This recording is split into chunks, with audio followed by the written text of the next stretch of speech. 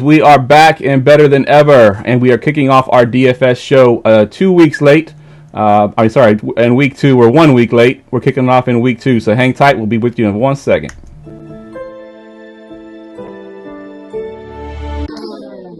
Fantasy football, you dealing with the best. Keep it high.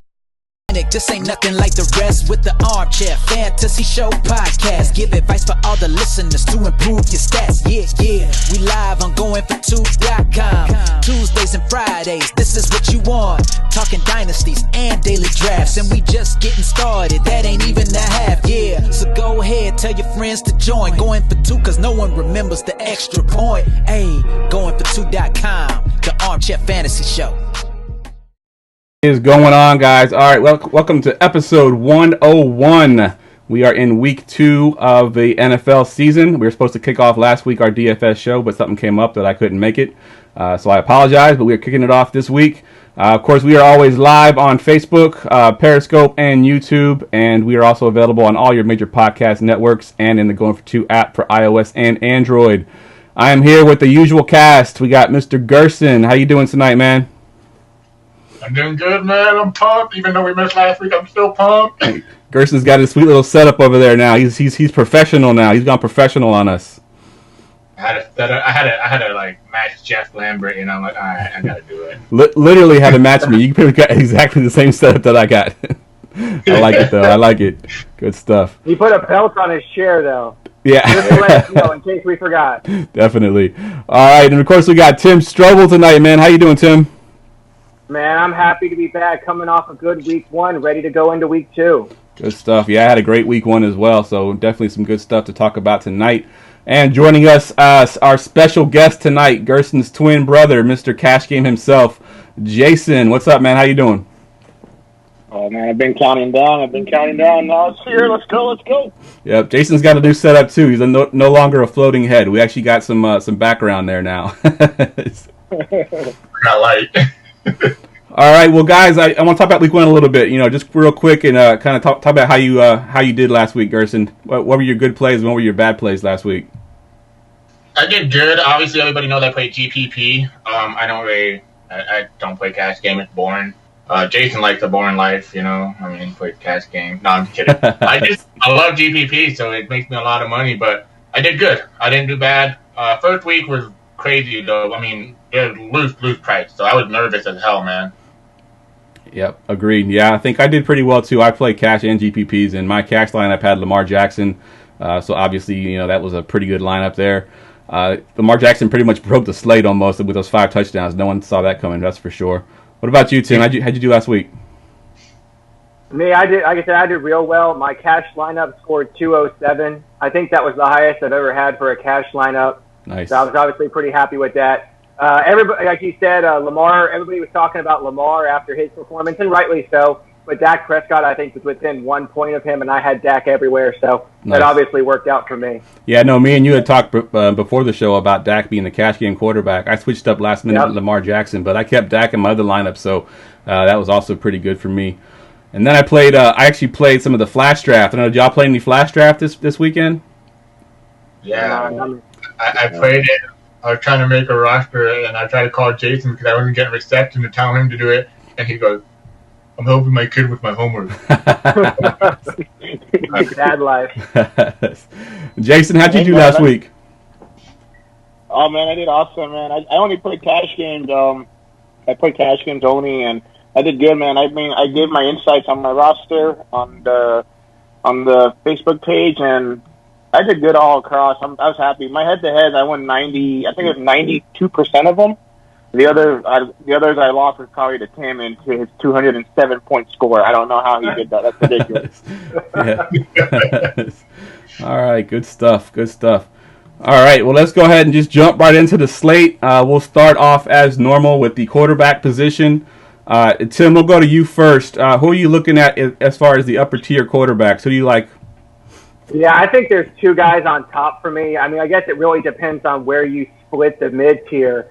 But I think the number 1 play, and he's priced like it as he should be, is obviously Patrick Mahomes. That dude's just, pretty much a lock for, 25 fantasy points, which is crazy to say from a quarterback. You guys know a lot of times I like to pay down at quarterback. But if there's one guy that I can consistently pay up for right now, it's Patrick Mahomes. I'm not worried about the loss of Tyreek Hill. We obviously saw what he was able to do last week with Sammy Watkins. And so I think this is another great spot for him against Oakland. All right, yeah, good stuff. And a couple of questions on Facebook already. Someone's asking what Flash Draft is. Basically, it's a new game for DraftKings. You log in a DraftKings app right before the end of a quarter, and it counts down the draft. When it hits the timer hits, you got 5 rounds. You get your first round, you get 3 picks. You get 3 choices of a guy you want to pick. You pick one, it goes to round 2. You pick your next guy, it goes to round 3. You pick your next guy. And each round, there's like a guy or two that might have bonuses. Like a guy might be Julian Edelman times 2 or a quarterback times 2. And you pick 5 guys, and basically the game is just for that next quarter. So I actually played the Sunday night game, and I had Juju Smith-Schuster, Big Ben, Edelman, I think Michelle. And you can actually end up with 2 of the same person. I actually had Juju as a regular, and then I had Juju as a 1.5. So I actually did pretty good there. But it's pretty cool. If you haven't played yet, check it out. When you log into the app, you'll see the little lightning bolt. That's when you know that the draft is getting ready to start. You click on that, join it. It's pretty simple to play, and it's a lot of fun. It's quick. You play for 1 quarter basically, so it's pretty awesome. Piece of advice: make sure you have internet. Yes. Make sure you're basically watching the game. You're sitting down watching the game. Don't be like somewhere where, I'm at the car wash. Yeah, well, I see that lightning bolt. I'm just going to play all these players. Yeah, exactly. You got to be watching the game for sure. For sure. All right, Gerson, let's go to you. Who are your top-tier quarterbacks this week? Okay, just disclaimer alert. I feel really bad for saying this. On this whole podcast today, you will hear me talking a lot about the Raiders. It's not because I'm a Raiders fan. It's just because they're a great player this week. So, with that being said, I said my part. Derek Carr is my quarterback. GPP, I'm going to be rolling out there. I mean, he completed 84% of his passes in week 1, completed 10 yards per attempt.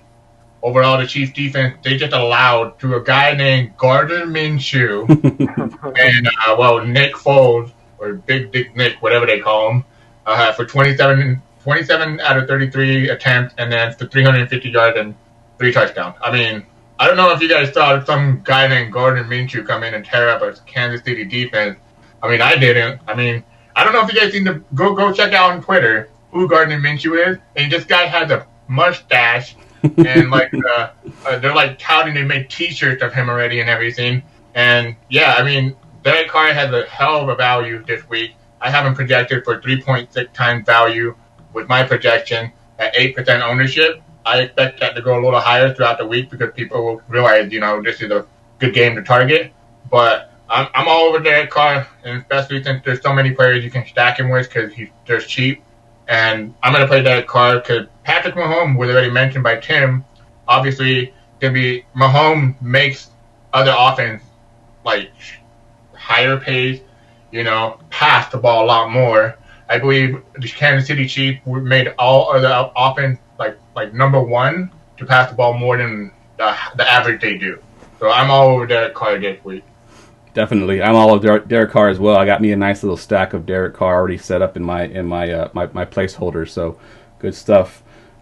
Jason, let's go to you. What's your cash game quarterback this week? Oh, I have a few. My number 1 cash game play is going to be Josh Allen at 5.3 on DK. Dude, that guy, I mean, he already has the rushing upside. He can get you a good 40 yards on the ground. That's a touchdown right there. And then also they have a team total of like 23 points, which isn't very high, but a lot of that it's going to go through Josh Allen. I mean, they have Devin Singletary there, but he's still learning. He's still, he got like 4 rushes last week, and he did amazing on all 4 of them. But everything flows through Josh Allen, and also the DVOA for that team is 24th, so I think Allen's going to get his. And also the Giants, I got it in my notes right here. I didn't want to say it, but the Giants just suck. Did you actually put that in your notes? The Giants suck? Is it just like that? Yeah, and that's hashtag analysis right there. Good stuff. All right, let's move over to the mid-tier guys then, Tim. What you got for your mid-tier quarterbacks? Well, I mean, one thing I want to mention, obviously, before we go forward, anybody who's a veteran to this show would already know this. It's been talked about all week, but just in case, The reason we're going to be talking about a lot of Oakland guys tonight is obviously because of the Monday night pricing on DraftKings. We obviously cover players more so than the individual sites, but one of the big drawbacks of DraftKings, if you want to look at it that way, I guess, is that the pricing comes out on Saturday night. So when there's 2 Monday night games, like there is in Week 1, you're going to see a lot of those Monday night players underpriced. So, be a constant theme throughout the show tonight. So, like Garrison mentioned, I think a lot of the Raiders are going to set up great tonight, so we'll be talking about them. But going back to mid-range, Fox's quote-unquote game of the week, it's going to be one of the games I have the highest exposure to. It's going to be Rams and Saints. Obviously, the rematch of their NFC title game. I think that there's obviously a lot of motion going into this game, but I expect it to be really high scoring. So I like both Breeze and Goff. I think that they're both playable. I usually don't play Breeze on the road a lot, and I think I'm probably going to have a higher exposure to Goff for that reason. But I think both are great plays this week. So those are probably going to be the 2 main mid-tier guys I'm targeting. I love Lamar again this week, but I think he's going to carry a lot of ownership coming out of last week. So I think that I'm probably going to go with that game since I like the game stacks a little bit better. All right, good stuff.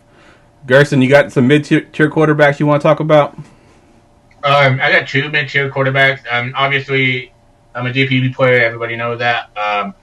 Jared Goff and Drew Brees. I'm going to correlate those 2 quarterbacks together in a very high-scoring game. I mean, overall, we know what this offense can do on both sides of the ball. But like we said, that Monday night scoring, the pricing for the New Orleans Saints should be higher in this game, but it's not. They're going off the Texans game. I mean, Drew Brees is 6,200. I mean, last year in that game versus Los Angeles Rams, he got 34.44 point DraftKings. 34.44. Yeah, whatever. For 5.6 times value. That is fucking crazy to me. 5.6 times value. I mean, that's insane. But 45 to 35 was the score of that game.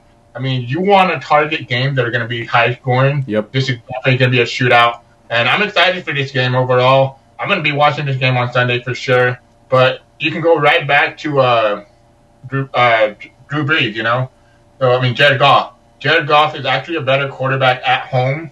I don't know if you guys noticed this, but he's actually struggled on the road. I mean, he's always been a home quarterback. 5,900. New Orleans Saints just allowed I think there was like 3 touchdowns to Deshaun Watson for 31 DraftKings points. So overall, I mean, that's a pretty good matchup. People always tout the Saints defense to be a good defense, but they always have their ups and downs. Isn't that how you guys feel about it? I think the Saints defense is a good fantasy defense because they get sacks and turnovers. Because I actually had the Saints defense from that game in my dynasty league, and they got me 19 points, which is pretty good for a fantasy game. But if you look at the actual score of the game and how it went, they didn't actually play that good. They just had a lot of fantasy points because they got sacks and turnovers. Yeah. So they're the Josh Allen of defenses. Yeah, exactly. Well, I mean, it's just that game's going to be a high-scoring game. I mean, they both are projected for almost that game right now. I think they have a 52 over/under. So overall, I'm going to target that game a lot. And those are my 2 mid-tier quarterbacks. I'm probably going to have a lot of exposure to, along with Derek Carr. Yeah, the only guy that I want to talk about that we haven't already talked about yet, and he's going to be a little bit low-owned because of how he played last week, and that's Big Ben. I think Big Ben going home after being embarrassed on Sunday night. We all know Big Ben's a different quarterback at home. I can't explain it. I mean, it's like night and day. He's like I did an article a couple years ago, and I took his last 5 years, averaged out, and he was like quarterback like 40 on the road, and he was quarterback like 6 at home, which is like a crazy difference. And for some reason, he just plays that way. So I think going back home after being embarrassed, I think he's going to come out and he's playing against Seattle. Their secondary is not great, and Seattle's been historically a bad road team anyways. So I think that the Pittsburgh Steelers are a good low-owned stack because everyone's going to be off of them because of how they played last week. Can I add one more player? I forgot to mention him. Sure. But I'm going to mention him because you didn't give me the chance to do it last week, Jeff. Kyler Murray. Versus Baltimore? I love Kyler Murray. I mean, this guy is awesome. I was so excited. Obviously, I wasn't excited that he got drafted by the Cardinals. I was hoping like a better offense.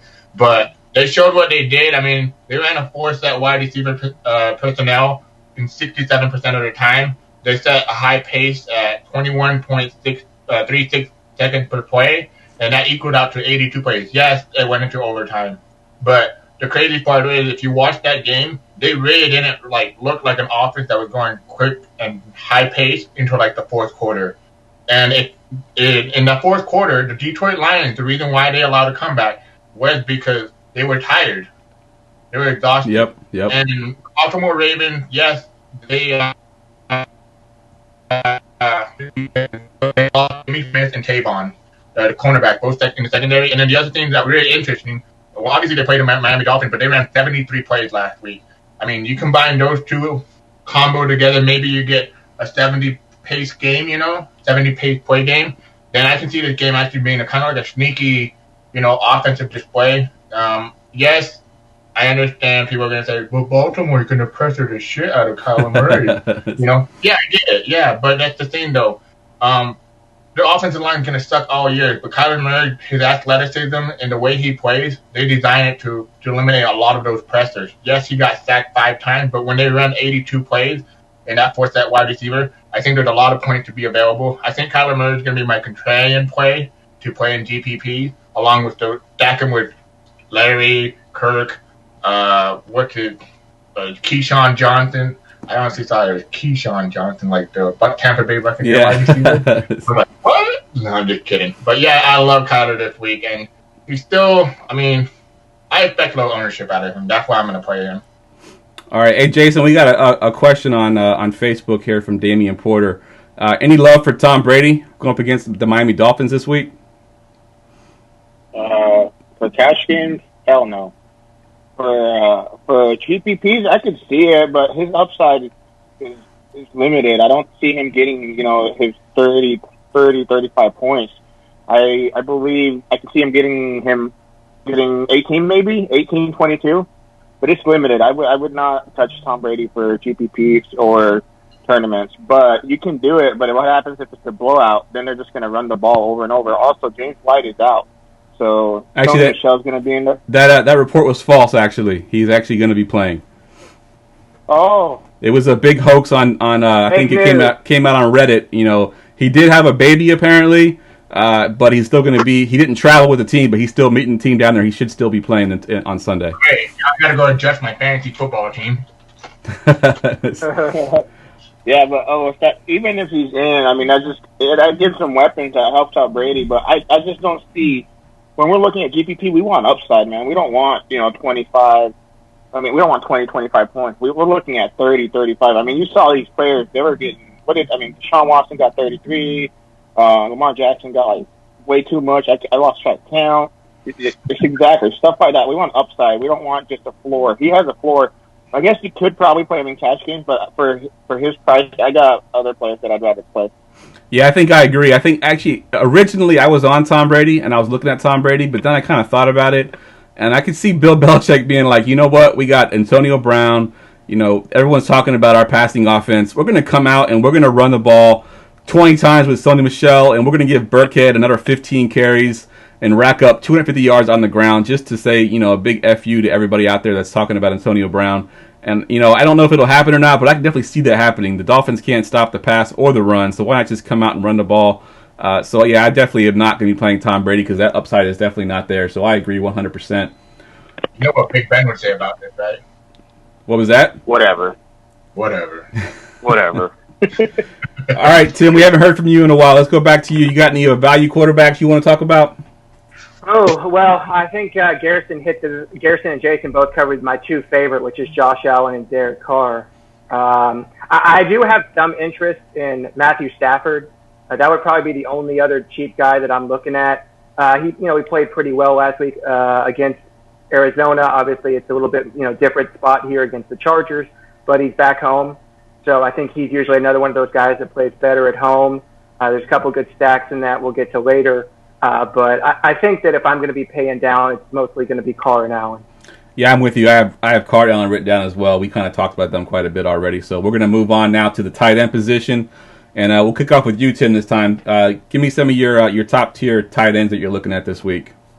Yeah, I mean, I think a lot of us on this show are usually pay down at tight end guys. But I think there are two guys that I would be paying up for, especially if I'm, mass entering. The top one is obviously Kelsey. I mean, that's going to be the other theme of this show. I mean, play all the Chiefs and play all the Raiders. Yep. But I don't have to really go into the Kelsey. I mean, obviously without Tyreek Hill, I expect him to have an even higher target percentage than he would normally. This is already somebody who approaches a 30% target share as a tight end. His ceiling is obviously, 30 points on any given week. So, I don't have to tell you to play Kelsey.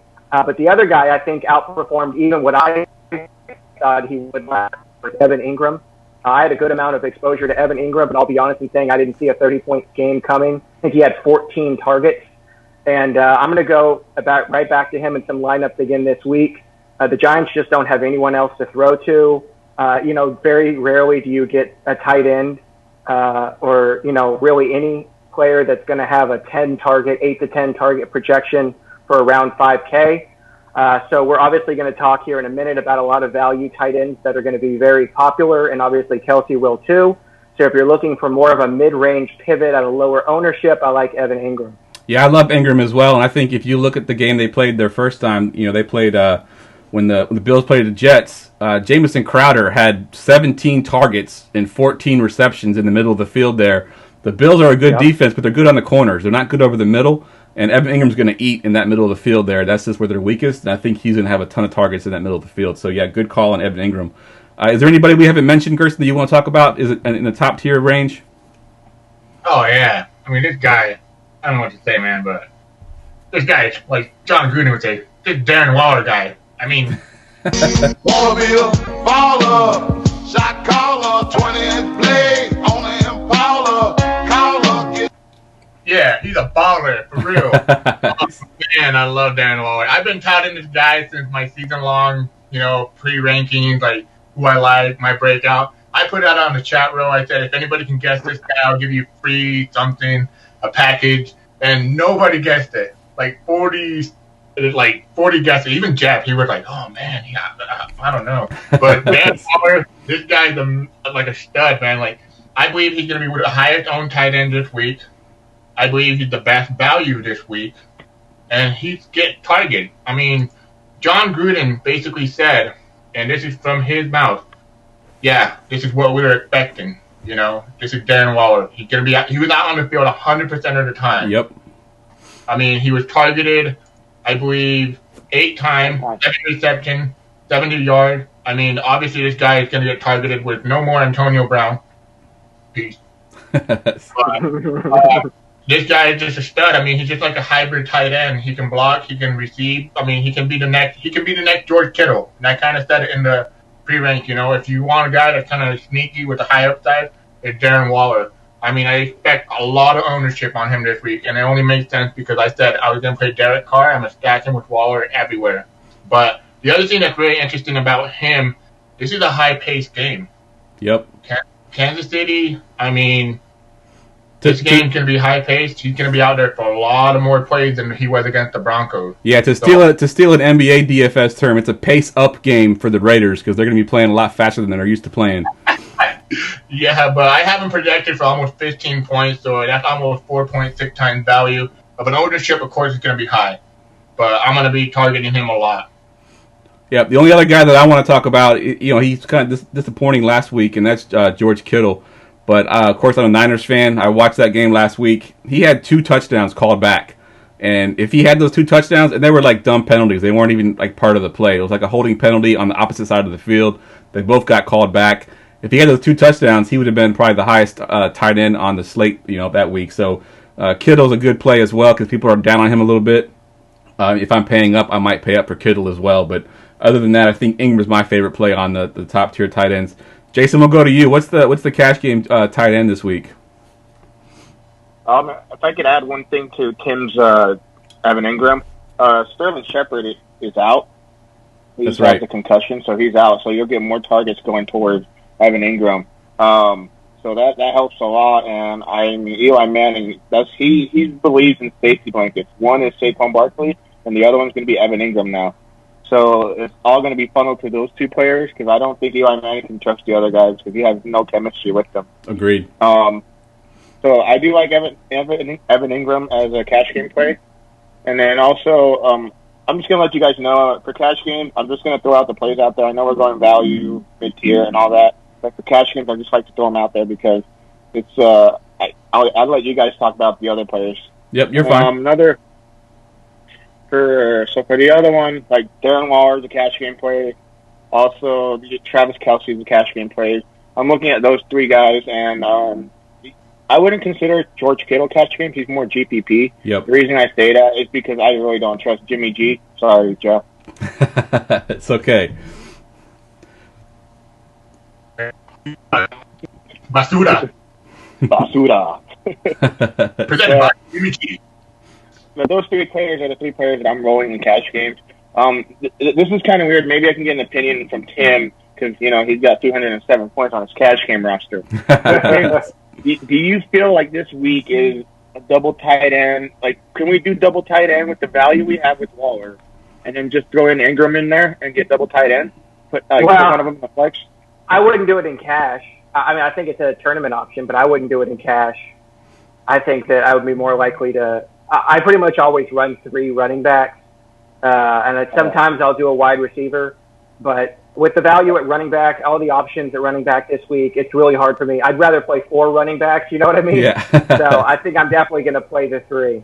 Yeah, I think the 2 tight end strategy, I think, correct me if I'm wrong, Tim, it works better when you're in the bye weeks. When you got a bunch of teams that are out on byes, because you can plug in those 2 tight ends and save a ton of money and then stack whatever studs are on the short slate with you got 8 or 9 games are on the slate or teams are on the slate, so you can actually stack it that way. But I think with the full 16 games, I don't think you can do that 2 tight end and actually be successful with it. What about TJ Hawkinson? Nobody has interest in him? And who? TJ Hawkinson? Yeah, I was going to talk about him here in a second. Yeah, I was glad to get to him as well. I've given him a nickname. His nickname this week is TJ Hawkinson, because everyone's going to have this guy because of the way he played last week. Go ahead. Yeah, I think you make a good point there. I think Garrison is, at least in my opinion, Waller's going to be the number 1 most owned tight end, and I think Hawkinson's probably going to be 2 if it's not Kelsey. At least for the values, I think he's going to be 2. I think he's going to be a popular pivot for people coming off of Waller. I think I'm going to pivot actually up instead of down. I really like Andrews, but he was on the injury report. I'm sure he's going to play, but I'm not as high on him, though. The guy that I'm going to pivot to, go ahead. The coach said he was going to play. He's fine. Okay, yeah, I figure he's going to play. But I think that the guy that I'm going to pivot to here, not necessarily in cash, but maybe in a few of my tournament rosters, is Delaney Walker. I mean, this guy just won't die. Nice. I think that he's still, you know what I mean? Like, he went away, he gets hurt, he comes back. First game out, he's still Marcus Mariota's favorite target, And I don't think he's going to be hardly owned. His projections for me are very similar to those for Darren Waller, and he's going to carry much, much lower ownership. So, again, I think Waller or Hawkinson are the 2 main cash game plays. But if you want a little bit of leverage in tournaments, I really like Delaney Walker. Yes. All right, good stuff. There's one more guy that's been talked about a little bit on the Facebook chat. Gerson, I'm going to go to you and ask your opinion on him. Vernon Davis with Jordan Reed out. Any interest in Vernon Davis at all? I didn't think we could get older on these guys, man. We went way back with Vernon Davis. Hey, Dallas can't cover tight end, though. It's not a bad suggestion. But I like the other guys for the same. Yeah, there's definitely better. I think there's better plays. I think Vernon Davis, if it was a shorter slate and we didn't have so many value tight ends, he might be a play. But I think I'm a big believer in football that emotion carries a very good narrative streak, and he was playing on emotion last week. Obviously, he had a hell of a play when he broke that touchdown. I think he jumped over somebody. Yep. And then he went off. I think his grandpa died. He's basically his real dad that raised him his whole life. Awesome moment. I mean, I just got goosebumps just talking about that. But I mean, not a good play this week. 3,200. For 3,300, you can have Darren Waller with more safer upside. For 3,000, you can have Hawkinson. So I'm gonna have to pass on that. Agreed. All right. Is there any more guys you want to mention before we go to commercial break? No, we mentioned them all. I mean, just don't play. Like a lot of people, I heard a lot of people talk about Mike Gesicki. He just got mentioned in the chat, actually. Yeah, Mike Gesicki. just play. I always tell people this at tight end and running back. You want to play the chalk. Don't want to get cute with it, man. Just play the chalk. They last week they all hit almost. Yep. Besides O.J. Howard because Jameis Winston shit in his food and doesn't throw the ball to him. All right, so I think we pretty much covered the tight end position pretty well. We're going to take a quick commercial break. When we come back, we'll do the running backs and the wide receivers. So hang tight, guys. In the unpredictable world of fantasy sports, when all hope seems lost and chaos and confusion rule, one hero will rise.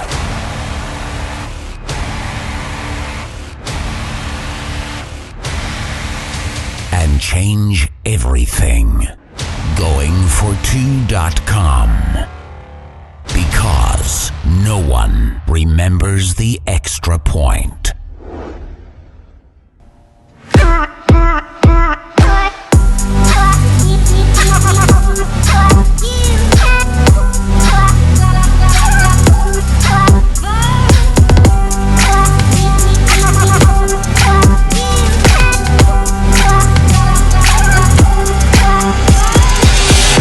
All right, guys, we are back. I'm here with Gerson, Jason, and Tim, and we are breaking down Week 2. We are on the running backs, the money position. Gerson, we'll go to you first. Who is your top tier running backs this week? Alvin Kamara. I mean, if you don't have Kamara locked in, pretty much, you're taking a big gamble on losing value, man. I mean, this guy last year in that game, hold on, let me read my notes real quick. See that? So CMC versus the Rams last week, 209 total yards, and it could have been 3 touchdowns, but one got called back. No, one got bolted by a guy named I never heard of, Alex Armchair. Never heard of that guy. So this Alvin Kamara, who did well versus them last year, we are looking at a running back that's only improved his usage this year. His first game has higher usage, almost 10% than what it was last year. But I'm targeting this game, like I said, Rams versus Saints. And overall, Kamara last year got 33.60 at 4 times value, 82 yards, 2 touchdowns running, and 1 touchdown receiving. And we know he has the upside to receive because they played them in the playoff, of course, we all know. And in the playoff, even though we didn't play DFS, I mean, if you play DFS in playoff, because you're a baller, man. You must be winning million makers and stuff and still play the whole season. But he got, in the second game, he actually got 13 targets, 11 receptions. So that's almost like wide receiver volume, He got 96 yards, but he only got 22 points. But still, I mean, that's his floor in that kind of game. And then 33 points is his ceiling. I'm going to be locking him in. And we got that Monday night pricing, like Tim said, man. $8,200 for Alvin Kamara in a position like this. Yeah, he's definitely locked into my roster. All right, good stuff there. Going to you, Tim. What you got for your top tier guys? Yeah, I agree with him. I have Kamara in almost every single lineup right now. Obviously, that's probably going to change. I don't like to be too overweight on anybody, but it's really hard not to just lock him in nearly every lineup. But I'm going to go. Last week I said I played a lot of Dak Prescott. Obviously, Zeke was his first week back, so we knew he was going to get a lower volume. This week, I think I'm going back to Zeke. I'm going to try and get Zeke and Kamara, jam them in a little bit. We have the value this week, I think, to do it. One of the biggest things is last year when they played Washington the first time and they had Jonathan Allen, he was, I think he got like 2.6 yards a carry. Jonathan Allen's already been ruled out of this game. And last year when he was out, I believe he was like 4.6 yards a carry, something like that. So I expect this to be a big game for Ezekiel Elliott. I think that they're going to lean on him a bit more on the road. I think he's going to see a bit more of his usual volume, somewhere between 18 and 20 touches on the ground and probably another 4 to 6 targets through the air. I think last week is some people are going to look at his volume last week and be shy away a little bit, especially at his $8,700 price tag. But I think that he's a lock and load for me this week. All right, good stuff. The only other guy that I wanted to mention is just a guy who kind of blew up last week, Dalvin Cook. I mean, he was so good last week that Kirk Cousins threw 10 passes for an entire game. That's ridiculous. I know that Packers defense has improved. But I think Dalvin Cook's good enough in the run game and in the passing game to still hit value. His price isn't as high as it should have been, but I think Dalvin Cook is a good play there. Jason, we'll go to you for your cash game plays this week. Who you got for your cash game running backs? I feel like we're repeating the same player over and over, but it goes back to Alvin Kamara. Alvin Kamara, he can do both things, right? He can catch and run.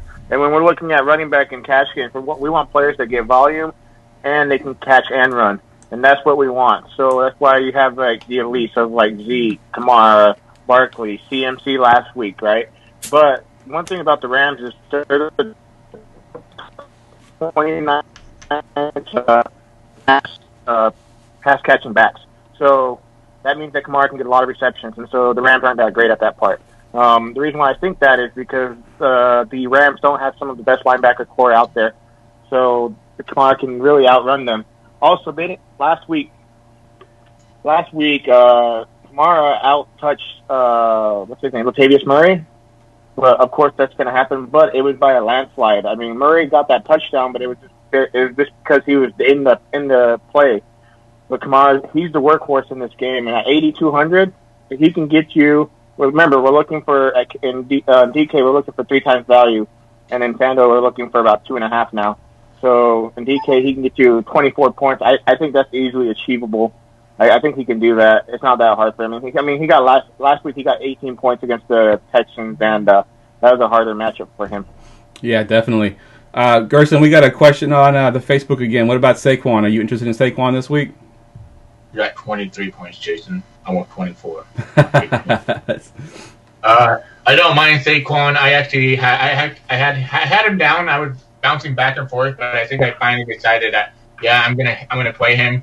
As we know, the higher pivot of ownership will go to other running backs, probably like Kamara, and we'll mention other running backs. But I just love Saquon floor in this type of environment. I mean, he's going to get a lot of receiving workload. Buffalo is actually one of the teams that allow every 20 touches for running back a touchdown no matter what. One of the highest touchdowns allowed to running back. While they don't allow a lot of yards, they allow touchdowns. But put the touchdown equity into a reception upside of what Barkley can offer. I think this game he can get 25, 26 points. I would not be shocked. And he's 9,200, a little bit more expensive, $1,000 more than Kamara. And that's obviously why we've been mentioning Kamara because of the price difference. But I don't mind that call, Saquon, but I'm not going to be rolling out like a ton of him. But I can see him being that top tier running back you want to target along the side of the elite pricing, you know? Definitely. All right, Tim, let's move down to the mid-range guys. Any of these mid-range running backs you're looking at this week? I mean, one of the guys that's mentioned in the chat is Dalvin Cook. Obviously, he just showed out last week. He was my number 1 owned player. He obviously more than paid off his salary. But I actually don't think that this is a great spot for them. We mentioned in the pregame, before the show, y'all know I'm a Packer fan. I'm rocking my Packer shirt. But I think that this is going to be a pretty low-scoring game. I think it's going to be one of those divisional battles. I don't think it's going to be real high-scoring. So I do think Cook's going to get plenty of volume, but I don't necessarily love this spot for him. So I think I'm probably going to go away from him. I think the 2 main guys that I'm kind of targeting in the mid-range this week is Austin Eckler and then Mark Ingram. Obviously, both guys kind of showed up last week. Some, point chasing maybe a little bit. But Austin Eckler, I think we saw Mike Williams was ruled out. I expect him to be even more involved in the passing game than he was last week. I'm going to mention some other things later that's revolving around that pick, but I just think that him at 6K, 6,100, whatever he is still too low for his role in that offense. I think he's at least, Dalvin Cook, and he's more than 1,000 cheaper. So I think that's probably where I'm going to go there. And then obviously Mark Ingram, I'm going to go, we'll talk about this, a little bit later, but I think historically John Harbaugh has really showed out well against rookie quarterbacks. I expect them to get up and then probably just run the ball. We saw last week that's pretty much what happened. Even though Lamar went off, so did Engram. So I think that we may see a similar plan. Again, a guy that's going to get 20-plus touches at 6K. So I think I like Eckler more, but I think I'm going to have some Engram exposure as well. All right, good stuff.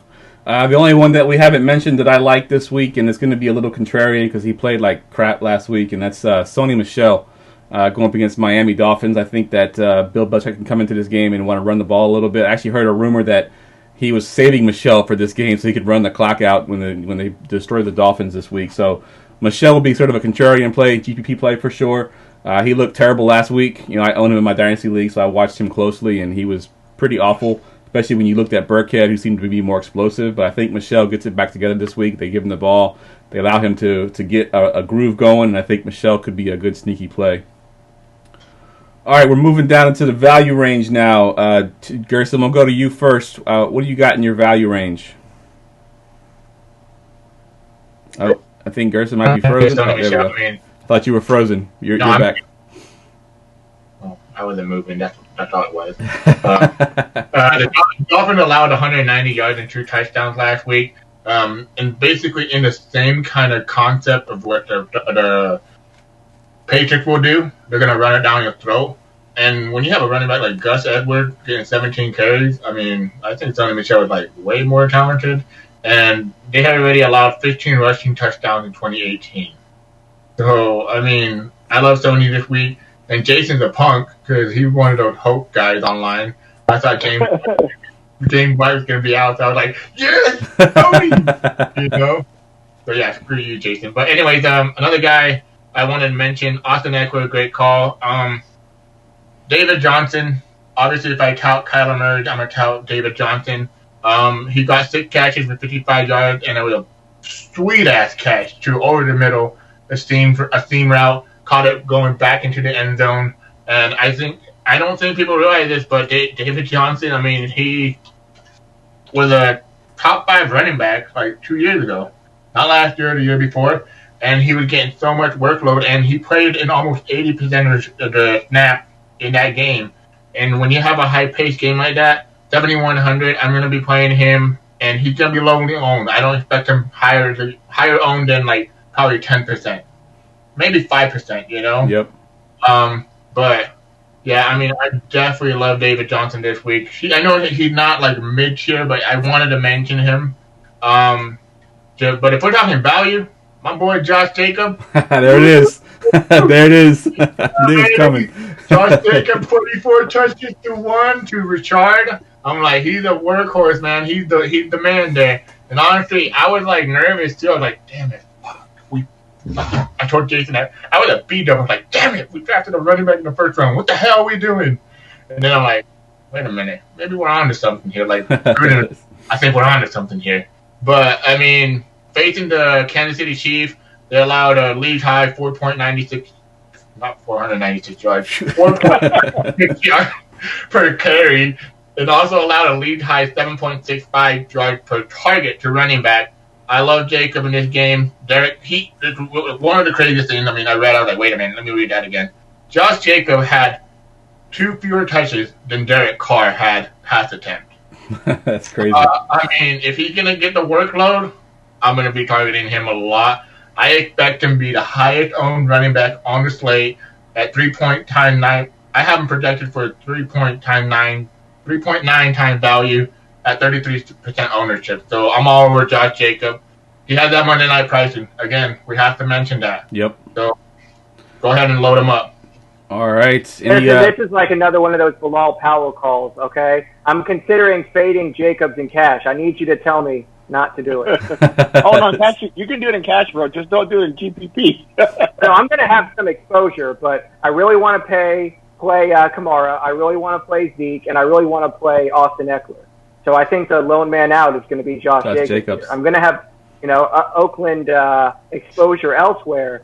But is this a week we just, play all the Raiders in all of our lineups? How many is too many? You know what I mean? I said at the beginning of the podcast, disclaimer, I'm not being biased. I'm a Raiders fan, but the players are good. But I'm leaving that up to you, Tim. But here's the thing, Tim. I swear, if on Sunday you and I don't have this conversation again, and I try to convince you, and you somehow don't play them, it's on you, bro. Yeah, I already see it coming, man. Well, so for let me add to this because Jeff, I'm going to take over here. For cash games, you can play Josh Jacobs, Tyrell Williams, Darren Waller, Derek Carr. That's 4 players. Now, guys, don't go over there and add 4 Raiders players to your cash games. Yeah. 'Cause I'm telling you, that's not the game you want to stack. But you can add 2 or 3 here. Actually, just 2. I wouldn't add more than 2 because the reason I say that is because we don't know exactly where the volume is going to go. I like Tyrell the Gazelle. I like Darren Waller. I like all those guys. But when we look at Josh Jacobs, he's a workhorse. But we don't know what his usage is when he's out of the game and they're out of game script. Last week, and the Broncos were behind, and the Raiders were just running the ball. Now, what I like about Josh Jacobs, though, if I can add to this, is when they're in the red zone, he gets 100% of the workload. He was in there for sure. There was a time where the Raiders were out of the line, and Josh Jacobs came immediately back in the red zone work because that's what Gruden wants him to be. He wants him to be that red zone workhorse. So I know he'll get the run in the red zone, but what happens when they fall behind? We don't know that yet. So for cash games, that's why I'm afraid to play him. Like you said, Tim, we have all these other running backs we can play, and we can save money elsewhere with Waller, Tyrell Williams, and other players as well, like Kamara. Kamara's cheap. Kamara is value. 8,200, that's really cheap. So it depends. Wasn't he one of the best receiving backs, though? Like, he can catch the ball, right? Josh Jacobs? Yeah. I'm not saying. Yeah, he can. But I'm not saying he can't catch. But what I'm saying is last week, they brought in Jalen Richard a lot. Not a lot. Every once in a while. And to catch, though. But we don't know. In cash games, we want to know for sure he's going to be in there if he falls behind. I'm not going to play a running back just because if they fall out of game script, then I know that Josh Jacobs is not going to be in there. You can play him in GPP all you want. I mean, that's the contrarian mind thinking right there. You're not a real Raiders fan. Damn you. Raiders don't pay my bills, so, I really want to win money. All right, there's another value play I want to talk about. Tim, did you have anybody you want to talk about before I talk about my guy?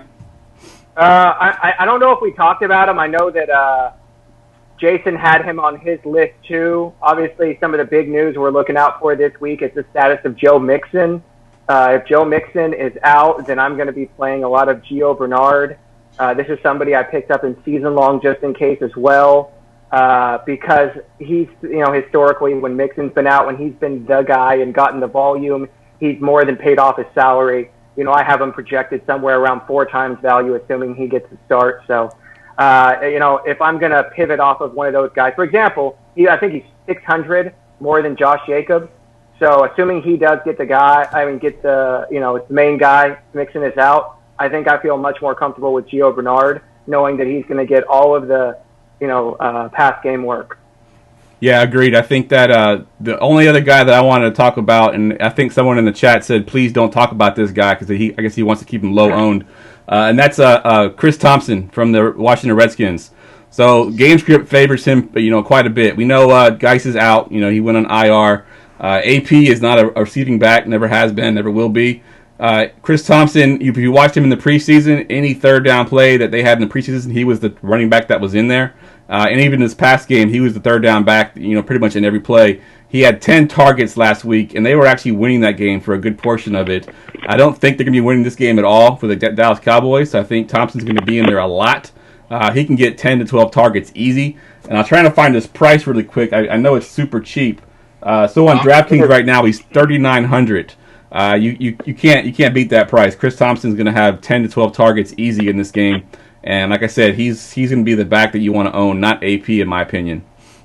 You can play him in cash games if you want, but he better upgrade you somewhere else. And I mean immensely.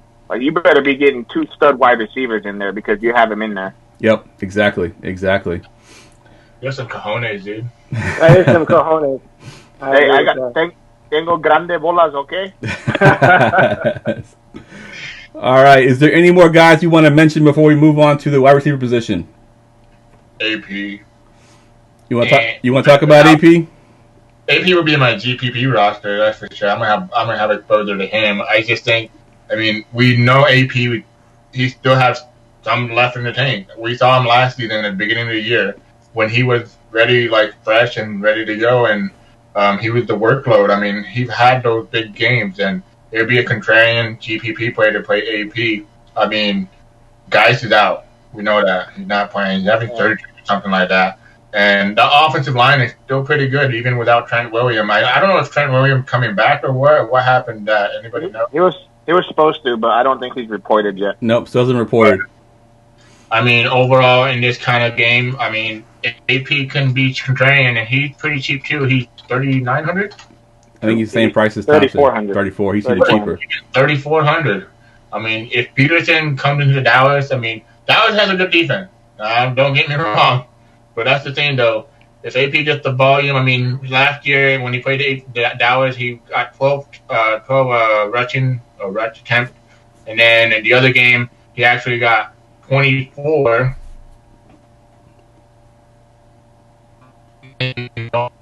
And he only got 11.7 DraftKings points. But that's the thing. That's the workload right there. 99 yards on 24 attempts. If he would have gotten a touchdown, he would have smashed value. I mean, and he was priced $4,600. I mean, right now he's priced $3,400. I'm just saying, consider him in GPP. Cheap. We got a question over on YouTube from Kyle. He asked about Chris Carson, Tim. What do you think of Chris Carson? Man, I like the play, but I don't know that I'll have much exposure. I was obviously high on him last week. I think that I usually prefer running backs that are, I mean, I know he obviously got a lot of inclusion in the pass game last week. I expect that to carry over. I just don't really like the game script for him here. I'm going to prefer running backs that are projected to win, especially if they're at home, on the road, going cross-country against the Steelers. I think, like you said, they got embarrassed on Sunday night. They're going to try and show out in this game. So I don't know that Carson's a big play for me. All right, good stuff. All right, let's go ahead and move on to the wide receivers. We'll kick it off with you, Gerson. Give us your top-tier receivers. Well, you just want me to give them all, or give us one, so you save some for us. Well, it's gonna be I don't know. Like an hour to the podcast if you give us all. Yes. Hey! The people are here to listen to all of us, right? No, I'm kidding. Obviously, I'm going to start off with, everybody been hearing me talk about Dan Waller, Josh Jacobs, Derek Carr. Oh, man. That's a lot of Raiders play, right? I mean, I don't want to go to the value play because we know who it's going to be. So I'm going to go back with one of my top guys, Sammy Watkins, man. Sammy Watkins, last week, we saw him, basically remind you that the NFL is here. I don't know if you guys felt like that, but, when Sammy Watkins broke fucking Jalen Samuels' ankle, or wasn't it not Jalen Samuels, Ramsey? Jalen Ramsey, yeah. Ramsey's ankle, I was like, yep, the NFL is here, baby. But he was the highest scoring fantasy player in week 1. Also graded out as the highest wide receiver in PFF, Pro Football Focus, in case you don't know. Last week, he got 135 yards after the catch. That's incredible. I mean, you can get 135 yards after the catch. That's crazy. 3 missed tackles, the most he ever done, too. He did this while running 55% of the route against Jalen Ramsey. Jalen Ramsey is an all-pro cornerback. I don't know if the Raiders have it, even a pro quarterback. a pro cornerback. I love that. I don't think the Raiders have a pro. Actually, Gary Conley got hurt, so that sucks, dude. No, he's going to play. He's going to play. Thank goodness. But anyway, Sammy Watkins, he's cheap, too. I mean, for his upside, I think right now he's 7,200 on DraftKings. That's cheaper than I thought he would be, because, with Tyreek being out, I expected more 7,900, 8,000 maybe. Yep. Especially against the Oakland Raiders. But, dude, he can be so highly owned. Probably one of the highest owned wide receivers on the slate. 30.25 points is what Vegas project the Chiefs to have. And I'm going to be having a lot of Sammy Watkins this week. Yep. Now, I've heard a lot about Sammy Watkins, and they're like, oh, well, he's the only show in town now. They're going to kind of concentrate on him. Can he handle it? Actually, I think Matt Dahl in the Facebook group just mentioned it as well. And I know he's had some health issues, but if you look back on his career, I mean, when he was in Buffalo, he was the only show in town, and he still beasted when he was healthy. So I think that he'll be fine, being the only show in town there, with Tyreek Hill being out. I know Kelsey's still there too, but I'm talking about just receivers.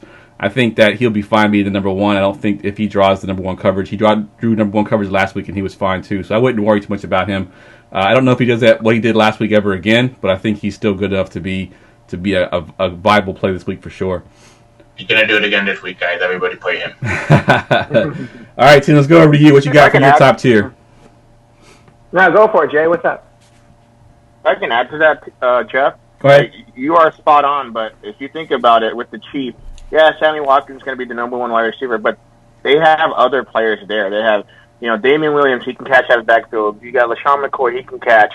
You have Mecole Hardman, and you also got, is DeAnthony Thomas, is that his name? He's back. He knows that system. Andy Reid runs a fast-paced system. He runs a system. He doesn't run like okay, we're going to do I formation. We're going to have two wide receivers on the outside, and boom. No, he just goes, full pass. He does everything. He gets all his players involved. So, because if you do that, there's four other players that are going to be open.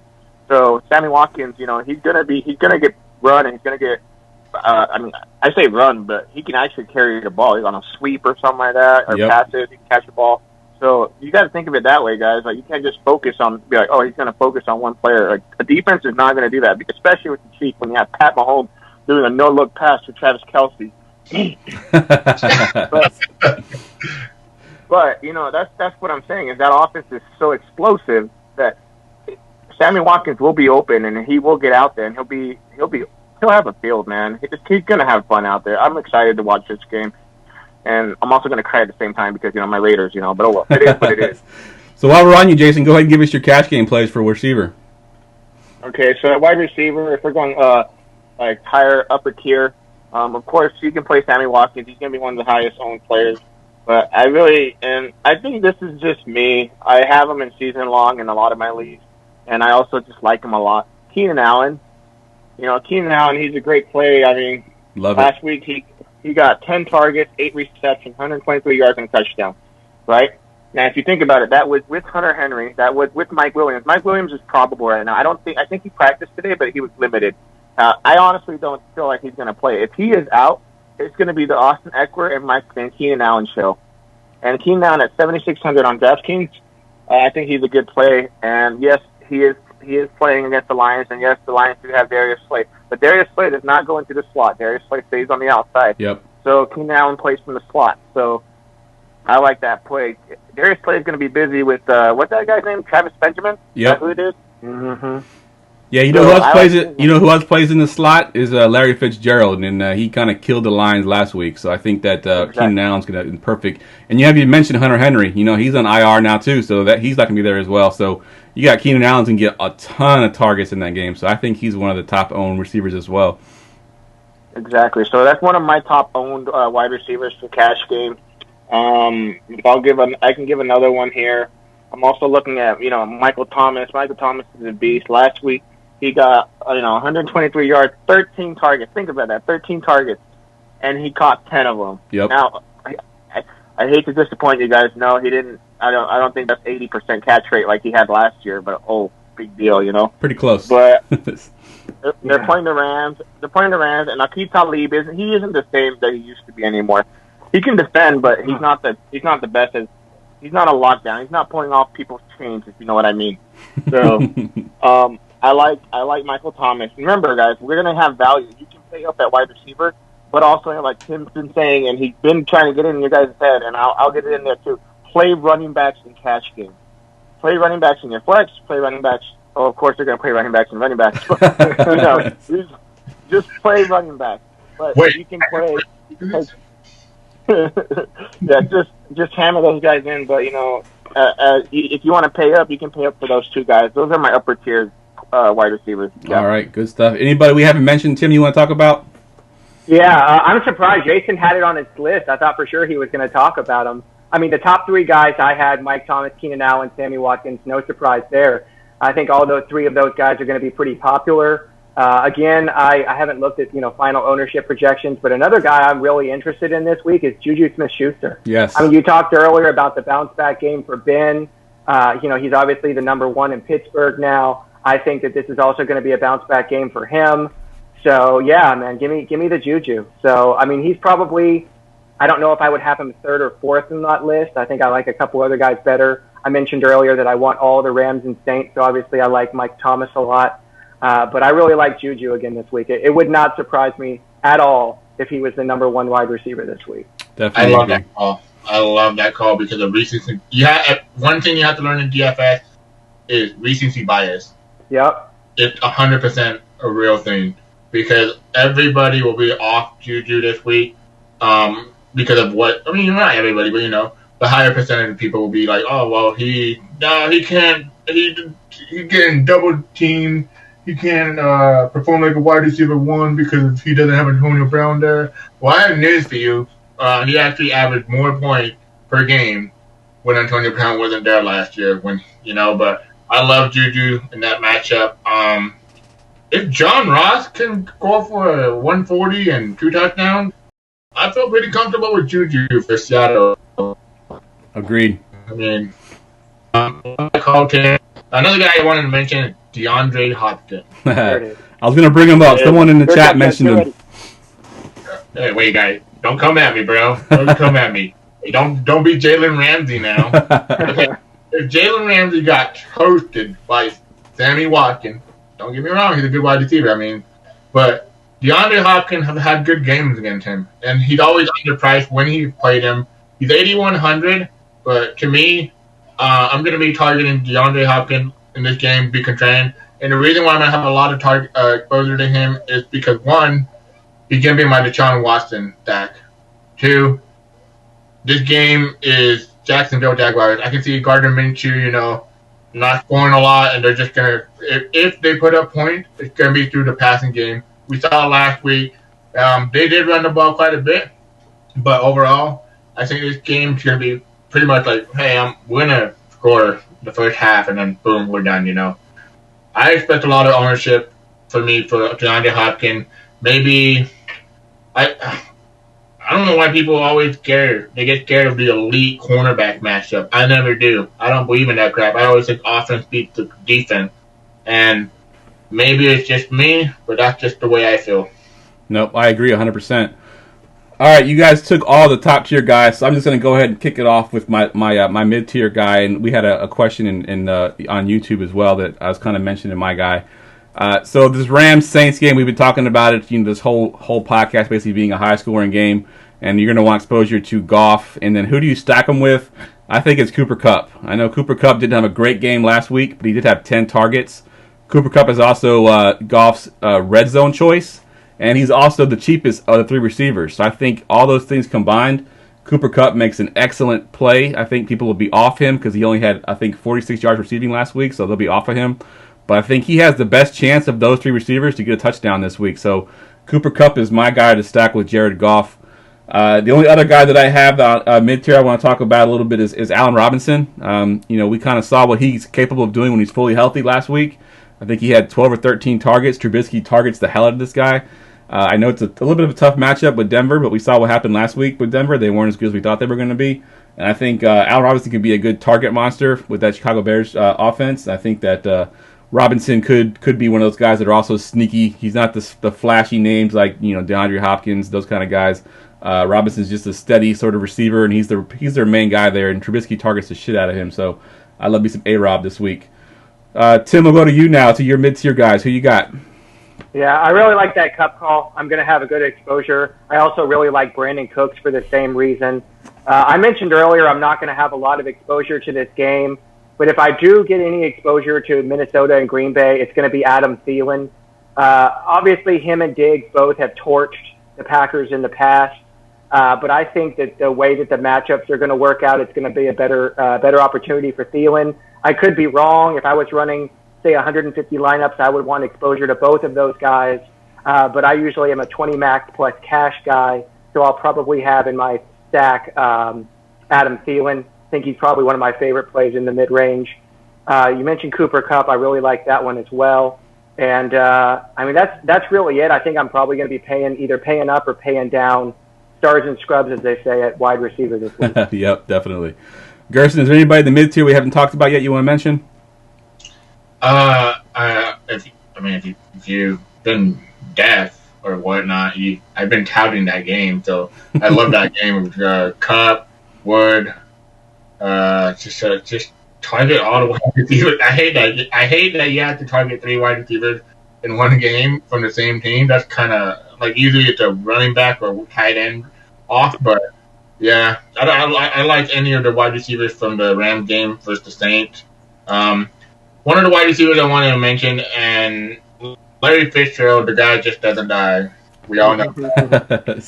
And this guy, Fitzgerald, he's 5,400 on DraftKings. 4,600 on DraftKings. Yeah. Even cheaper, so thank goodness. So 4,600 against Baltimore. Baltimore down Jimmy Smith and Tavon. I mean, two cornerbacks in their secondary. I don't expect a lot of ownership in this Cardinals game. Like I said early on, I think Fitzgerald, I watched that game. Like, honestly, in the afternoon game, it was on the red line because obviously that was a better game. But, 0.8 times value. 13 targets. When we look at a wide receiver, Jason and Tim know it. We want target. We want volume. We want opportunities, 113 yards, 8 receptions, 1 touchdown. I don't know if you guys saw the play, but Larry Fitzgerald was diving for balls, dude. Old man can still play. He freaking just dove for it and caught it. I was like, oh my goodness. The guy still has it. Larry Fitzgerald is one of the highest IQ wide receivers I've ever seen in the NFL. And at 4,600 in that game, I expect that game to go at a higher pace than what people think it will. And I love his contrarian kind of lower ownership. So I'm for sure going to have Larry Fitzgerald in my GPP roster. 4,600, that's pretty cheap, Yep. Kind of a good share play. But like we said, there's going to be a lot of value this week, so you got to pick them right. Definitely. All right, let's move to the value here. We got a couple guys. Gerson's kind of already talked about one of them. But one of the ones I wanted to mention is sort of a pivot off DeAndre Hopkins. That's Will Fuller. I think this can be a big Will Fuller game. He had that amazing catch this past weekend. He didn't do much else besides that, but I think Will Fuller and Deshaun Watson has had a connection for their few years they've been together. As long as Fuller's healthy, he'll be on my radar for sure. He's that big play guy. He has that upside that he can explode at any time. So I think Will Fuller is my pivot off DeAndre Hopkins if I'm stacking that Deshaun Watson game. So Will Fuller is my value guy. Tim, we'll go to you next. Who's your value? Well, real quick before I do that, I do want to mention John Brown. Somebody mentioned him in the chat. I like him a lot this week. I think he's 5,200. He's somebody that I'm going to have a lot of exposure to in my tournament lineups. I like him I don't know if I like him so much for cash. I could definitely see that play, but I think he's one of my favorite top-end plays this week, so I don't want to skip over John Brown. I don't know. I don't think we mentioned him, but obviously I think he's probably going to be one of the highest, if not the highest, wide receiver on the slate is Tyrell Williams. Yep. I'm going to obviously have him in cash. I'm going to have some tournament exposure as well. Sometimes I like to make a decision, especially on chalky guys. Do I want to be underweight or overweight on the field? Tyrell, I think I'm probably going to be with the field on this one because there's a lot of guys in that range that I like. Garrison obviously mentioned Fitzgerald. I like that play a lot. And then the other one I like, which also mentioned earlier in the show, is Mecole Hardman. Again, it's not really a cash play, but I like him in GPPs. If you do believe that they are going to be able to, cover Sammy Watkins a little bit or at least make Patrick Mahomes go to a second or third option, I think Mecole could have some good upside for GPPs. Another cheap option I like this week is Danny Amendola. I hate saying that, but, he got 10 targets last week. Yep. I expect that he's probably going to get similar volume, and he's still under 4K. The guy that I really wanted to mention in this section is we're going to talk about later. I know Garrison's going to talk about him later, so I obviously want to leave that for then. But the fallout of Mike Williams, I mentioned earlier, being out. I really like Keenan Allen. I really like Austin Eckler. And then I also really like Travis Benjamin. So he's only 3,200 on DraftKings. Again, it's not a cash play for me, but he gets those really long touchdowns. I wouldn't be surprised at all if he saw, he played nearly every snap, even with Mike Williams playing. I expect him that even to go up higher. It's near minimum price for a guy that could pay off with one single play. Yep. So I think he's probably one of the more interesting punts, if you will, on the slate. Can I say something? Yeah.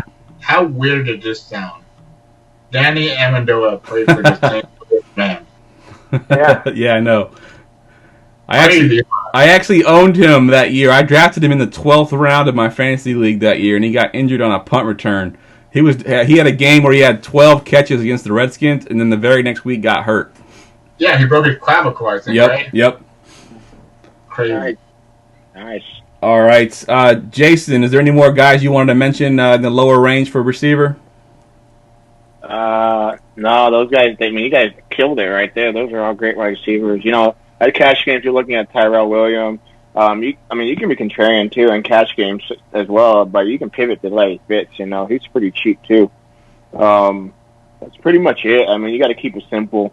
Like, you know, just play – I don't want to say play the chalk, but just play the smart plays. So the players that get a lot of volume. So, you know, last week watching the Raiders game, Tyrell Williams was getting throws after throw. I think he went 7 for 10, 100 yards, and he did amazing. He looked good. Jimmy Smith is out for the Baltimore Ravens, and they're also missing another corner as well. So the Ravens, So the Ravens will be down. The Ravens will be down 2 cornerbacks, so that helps. That only helps Kyler Murray and that offense. That offense, you know, they run a play every 22 seconds. They're going to be going. You know, I believe that Kyler Murray had over 500 yards of air yards, and that's going to help that offense. So he's looking at Fitz, and I don't mind Fitz as a cash game play, and I don't mind Tyrell Williams as a cash game play either. Remember, don't want to have 4 Raiders in your cash game lineups, guys. Kind of like, you know, pivot a little bit here and there. You can have them in GPP. What the fuck, you know? Do it. TPP, you could probably pull it off. All right, so I want to touch quickly on a couple questions on Facebook, and then we're going to fly through defenses so we can get to our stacks and our sick call. So one of the questions on Facebook right now, well, Gerson, we'll go to you on this question since you're the big Raiders fan. Expectations for Antonio Brown. What are you expecting this week from him? Are you playing him in any of your lineups? Whatever. No. So I actually was thinking about this early on because I was like, you know, this sounds like a Bill Belichick thing that he would do, you know, right? Like, let's say they go up by 30 points, and they know Antonio Brown hasn't had that much repetition, and even in blowout, Tom Brady stays into the end of the game, like 1 minute left, then maybe they'll take him out and put in Jimmy G when they used to have him, or Brian Hoyer, or any other shitty quarterback that other teams believe in and actually give up draft pick for. AKA 49ers, yeah. No, but anyway, I wouldn't be amazed if Antonio Brown goes out there and gets reps in the blowout, you know, because they know he's going to be a big part of their Super Bowl run. They already won the Super Bowl. Everybody should know that. Yeah, I don't mind playing Antonio Brown in GPP, but not going to have too much exposure to him. I'm more interested in Josh Gordon. I think he's like 5,600, if I'm correct. It sounds right. Yeah, so Josh Gordon actually interests me a lot more. A lot of people think Antonio Brown's like the best. He is one of the best wide receivers in the NFL, but Josh Gordon with Tom Brady targets him a lot. Yep. He's good, man. I like him a lot. And Tom Brady and Josh Gordon in the offseason, they practiced together. And this is without even knowing if Josh Gordon was going to play in the NFL, you know? Yeah. So I'd rather pivot more to Josh Gordon than Antonio Brown. I think right now you don't know what the expectation is going to be, so rather play the safe floor. You can play him as a GPP tournament, but here's the thing, though. Would I be shocked if Antonio Brown goes out there and only gets 3 targets for like 30 yards? No, because that's just what the Patriots do. They're going to run the ball down your throat and play defense. They're going to blow you out by 40 points. But then again, this game is on the road. Yeah. So remember, Miami. No, stop. 2019. Right now, we already know that little dolphin in the Miami Dolphin logo is saying, "All right, I'm out." Yeah, exactly. So I'd much rather have Edelman. I mean, for 7,000, like I like the idea of Antonio Brown this week, but I don't like a 7,000 price tag, especially when I can have Edelman for 6,900. So, like if he was a 5K play, then I think my outlook would be different. But as a 7K play, especially with all those really good guys that between 7K and 7,500, I may not have a single Antonio Brown. If I get burned, I'll take it, but I just don't like his projections this week at all. Yeah, there's one other play that they talked about on the chat here, and I want to just mention him really quick, and that's Hollywood Brown. Of course, I think it's like his cousin or something. I don't think I'm playing him. I know he had a huge game last week, but he played 18 snaps. I know that's some ridiculous efficiency. I know that he's got the injury that he's dealing with. I don't know if he can get the snaps this week to have that kind of game again. So I'm not playing any kind of Hollywood Brown unless I'm playing like Gerson does and play 150 rosters. Maybe I'll put him in like 2 lineups. But if you're playing like 5 lineups, 6 lineups, I wouldn't play any of Hollywood Brown in my opinion. All right, guys, we're running long as usual, so we're going to fly through defenses here really quick. We'll each take one defense so we can get them all through. So Tim, we'll go to you first. Give us your best defense. Ravens at home, baby, against a rookie quarterback. It's my number 1 defense last week. It's my number 1 defense again this week. All right. Good. I know they're missing a couple of corners, but I think Harbaugh's going to put together a game plan to keep this one low scoring. Definitely. Texans. I picked the Texans. There, go. You got the Texans. All right, that was my pick. Texans are a good pick. They got a 6th-round rookie coming in there, getting his first start in the NFL. They are playing at home, so I think the Texans are a good play. Gerson, who do you got for your defense? So a lot of people are probably going to be shocked, but shout out to my boy Damian Porter. I'm picking the Denver Broncos defense at home. Oh, Chicago. Nice. I always try to find really good value at defense. 2,700 on DraftKings. I don't know the pricing on FanDuel, but I'm guessing it's going to be cheap. And especially a lot of people are going to be off them because of what? Well, the Raiders could score on them. You know? But I like the Broncos defense. I think they'll put a lot of pressure on Trubisky.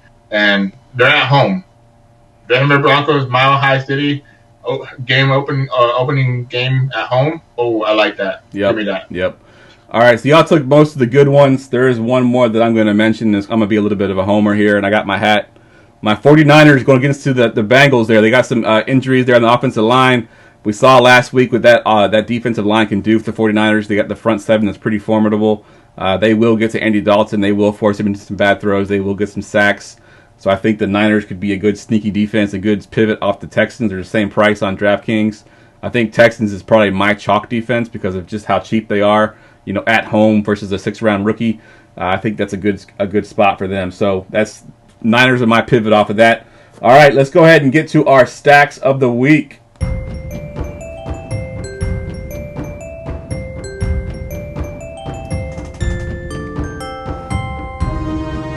Talk a little bit about stacking. Pass catching running backs, tight ends, wide receiver 1s or 2s, whatever it is.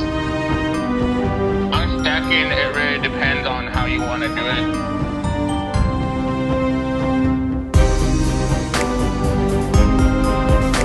Okay, so we have a running back, wide receiver stack. If you're expecting that your, say, quarterback and wide receiver 1 are going to go off. Tim, can you explain what it means to go naked with your quarterback? All right, I gotta shorten up that. I gotta shorten up that intro there. It's a little bit too long when we're running a little bit long already. Just put the end. Go naked. Just go naked with your quarterback. I said we're just gonna call this segment "Go Naked with Your Quarterback." All right, Tim, we'll go to you first. Give us one of your top stacks this week. Well, I got to tell you, I think y'all took the good ones on the sheet here, but I'm going to go with the one that I mentioned earlier. It's probably, I would say at this point, looking like it's going to be my cash game stack as well as heavily in GPPs, and that's going to be Jared Goff to Cooper Kupp, and then running it back with either Kamara, Thomas, or both. All right, good stuff. Gerson, going to you. What's your top stack? If I had it, if we don't know by now. If you don't know right now, then you haven't been listening to the podcast. Okay, so I'm going to give you a chalk stack, and then I'm going to give you a contrarian stack because I play GPP. Chalk stack is obviously going to be Carr, Jacob, Waller, and Watkins for me. My contrarian stack, it's going to be Lamar Miller, Lamar Jackson. Don't play Lamar Miller. He's done for the season. Lamar Jackson, Engram, Mark Andrews, that is, and Larry Fitzgerald. I expect that to be way low owned. Nice. Jason, you got a stack that you like this week?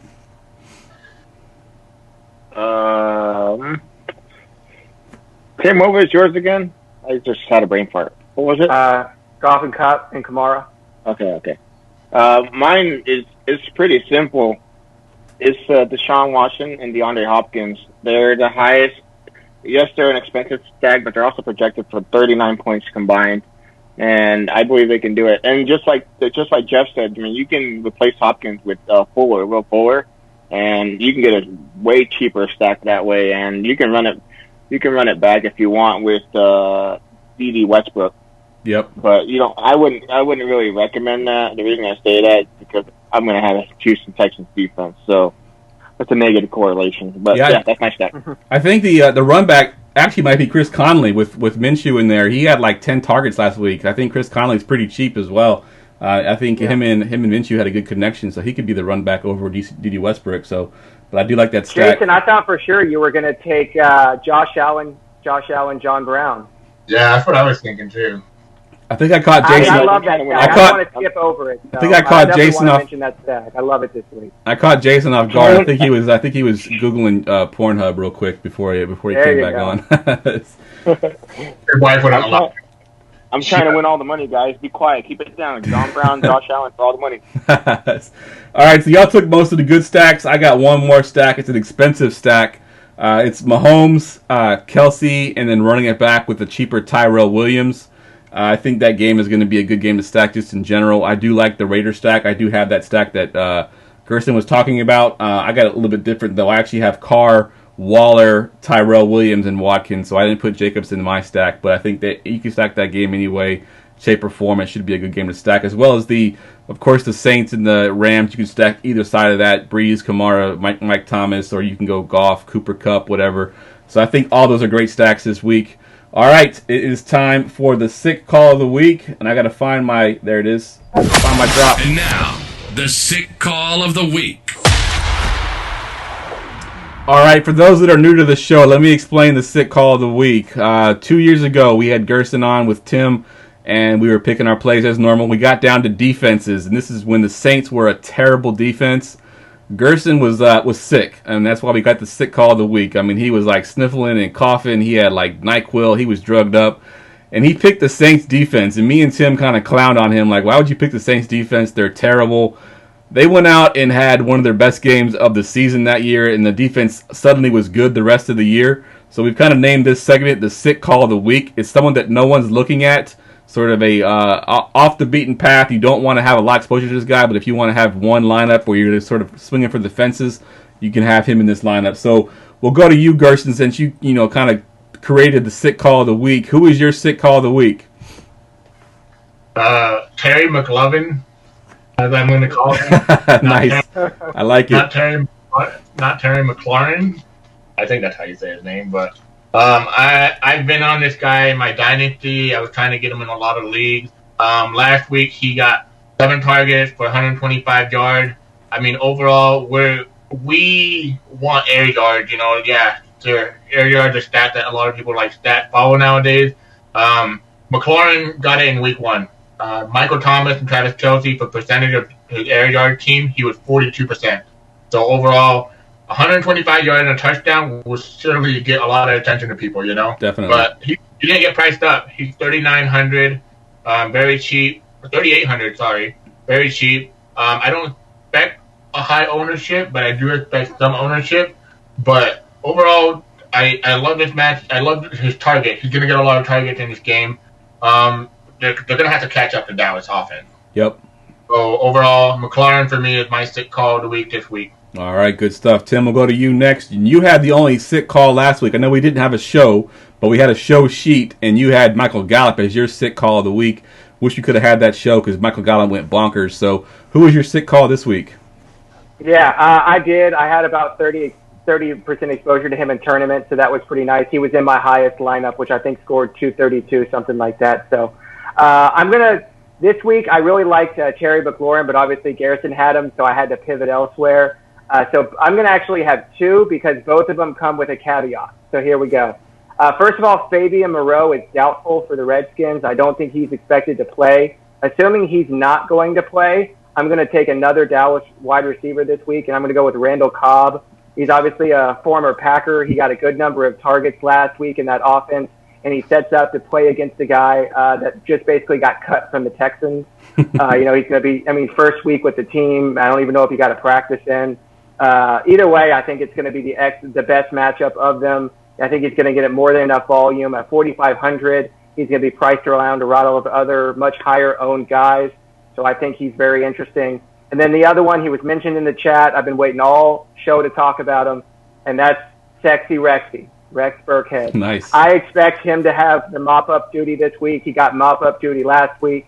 Now, again, the caveat on this is that Damian Harris is not activated. We're going to have to wait and see final inactives tomorrow morning.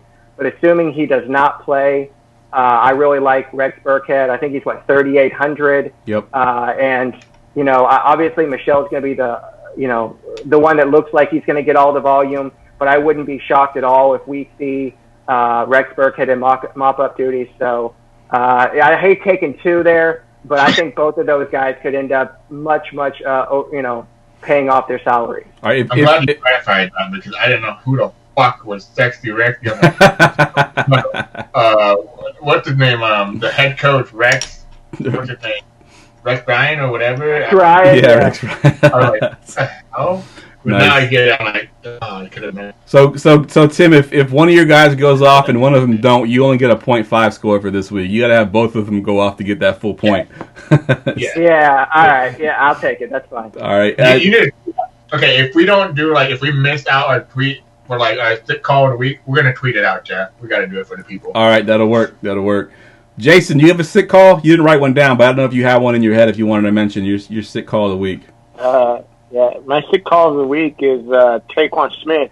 He's going to get 2 touchdowns. Book it. Oof, nice. You've been going with the prediction. I like it. All right, so my sick call of the week, I'm going to once again be a homer. Let me hold the hat up one more time. I'm going with Raheem Mostert. I know everybody's on Mike Breida, and they should be. I think he's pretty cheap. He's a good play. But Mostert last year averaged 7.7 yards per carry last year, which is amazing. I know small sample size, and it was kind of inflated by a few long runs. But he actually had a long run last week. It was a 30-yard touchdown, and it was called back on a dumb penalty. It wasn't even a holding call. It was actually a pre-snap penalty. The offensive lineman was lined up a little bit too deep off the line of scrimmage, and they called it back, and he had that touchdown. If he would have gotten that, he would have had a great stat line. He actually looked better than both Breida and Tevin Coleman before he got hurt. So Mostert is my guy for this week. I think Mostert can be a very sneaky play. Like I said, don't have a lot of exposure to him. Put him in one lineup maybe, but Mostert is my guy for the week. All right, guys, let's go around the room and tell everybody where we can find you at. Of course, we are all in the DFS Roundtable. Tim, where are you at on Twitter? At Keto DFS. Keto DFS. All right. And Gerson, I know you got some new Twitter. I can never seem to tag you anymore. I can never find your Twitter anymore. What's your new Twitter? I'm the Fantasy G Pod. I'm on the Fantasy G Podcast / DFS Roundtable, FanDuel, and DraftKings. You can find us on Facebook. We do a lot of activities on there. We answer questions. We do season-long stuff. Well, I do season-long stuff. Sorry, guys. But I try to be active and help out a lot of people, and it's all free, no charge. Go ahead and jump in there. I wanted to give a shout-out to Mikkel Woods. This lady made a shirt for me, nice. And if anybody ever wants to order the shirt, let me know, and we can get the order going. Obviously, I'm trying to build this brand. Jeff has been a really good guidance for me over the years. I don't really want to do this for money. I want to do this more to help out people, help the community out, get better at DFS. In my opinion, I think you want to help out. You want to give more than receive. Yep. That's what I'm all about, and that's what I've done over the years, and that's what really made me a better player. Definitely. All right, and Jason, I know you don't go on Twitter very much, but of course we can find you as always at the DFS Roundtable Facebook group. You do a lot of cash game stuff in the Facebook group. Anything else you wanted to mention before we get out of here? Nah, man, you can just find me on the Roundtable page on Facebook. I like to post fun things. So I like to post who we're going to look at, quarterback, wide receiver, running back throughout the week. And I also give out my cash game plays. I kind of give you a little summary of who I like and who I don't like, and then I just go from there. I try and get the cash game article out every week. I try and throw in a GPP in there, but that's not guaranteed because I'm not a big GPP guy. I don't like to waste my bankroll like that unless I'm Gerson and I have $1 billion. Hey, Jeff, I'm sorry I forgot to add this. Everybody, go add my podcast, Jeff. I'm sorry I'm not trying to eliminate your podcast. You're good, man. You're a spinoff. Go ahead and add it. I'm trying to get it up. I'm trying to make it. I try to give out free stuff. Just go ahead and give it a quick. I don't care if you don't listen to it. Just give it a quick. But Yeah, I give out GPP plays. So Jason's the cash game guy. I'm the GPP guy, and Tim is the awesome man. All right, good stuff, guys. As always, you can find me on Twitter at JeffLambert77. You can find the show pretty much everywhere: YouTube, Periscope, Facebook Live, iTunes, wherever. Have a good night. Go Pack, go! I knew it. There it is, Tim. I was waiting for it.